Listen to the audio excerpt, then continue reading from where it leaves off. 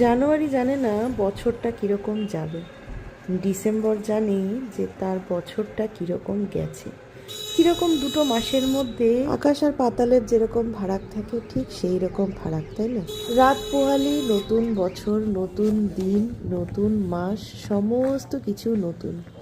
জীবনের খাতায় আরেকটা বছর লেখা হবে, কিন্তু যে স্মৃতিটা চলে গেল সেই স্মৃতি কি জীবনে ভোলা যাবে? মনের খাতায় লেখা অনেক স্মৃতি আছে, যে স্মৃতি কখনোই ভোলা যাওয়ার নয়, বরঞ্চ সেই স্মৃতি থেকে এত শিক্ষা নিয়ে রেখেছি আগামী দিনগুলোতে সেইগুলো আর রিপিট করব না।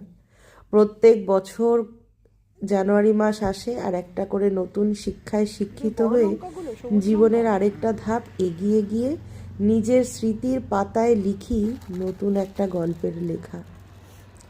আজকে হঠাৎ করে সন্ধ্যাবেলাতে একটু লিট্টি খেতে ইচ্ছে করলো। বিহারের একটা খুব ফেমাস একটা রেসিপি লিট্টি চোখা, যদিও আমার কিন্তু খুবই অপছন্দের।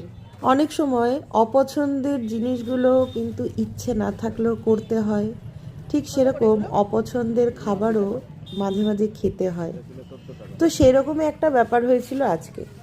তো এসছিলাম হচ্ছে ঠাকুরের ধূপকাঠি, ঠাকুরের জিনিসগুলো নিতে। তো পাশে এক ভদ্রমহিলাকে দেখছিলাম গোপালের সোয়েটার নিতে। সেই দেখে আমারও একটু ইচ্ছে করলো। সোয়েটারগুলো দেখতে এত সুন্দর ছিল যে না নিয়ে আর লোভ সামলাতে পারলাম না। নতুন বছরের প্রথম দিনে গোপবাবুদেরকে নতুন সোয়েটার পরিয়ে সাজুগুজু করিয়ে রাখবো ভেবেছি। দেখুন তো কীরকম লাগছে, সুন্দর না দেখতে? গোপবাবুদের সোয়েটার, তারপরে আরও টুকিটাকি জিনিসপত্র নিয়ে বাড়িতে ঢুকতেই যাব, আমাদের বাড়ির সামনেই একটা নতুন ওই স্ন্যাক্সের দোকান খুলেছে। নিজের জন্য নিয়ে ফেললাম এক কাপ কফি। কফিটা খেতে খেতে নিজেকে একটুখানি স্পেশাল ফিল করাতে করাতে ভাবছিলাম যে এরপরে না ওই কারোর জন্য দাঁড়িয়ে না থেকে টুকটুক টুকটুক করে নিজে এসে নিজের মতন করে একটুখানি টাইম স্পেন্ড করব। মানে 2026-এ এরকমই একটা কিছু করব ভেবে রেখেছি। টোটালি নিজেকে সময় দেব। অনেক হলো বস লোকের কথা ভাবা, এরপরে নিজের কথা ভাবতে হবে। কি ঠিক বললাম তো?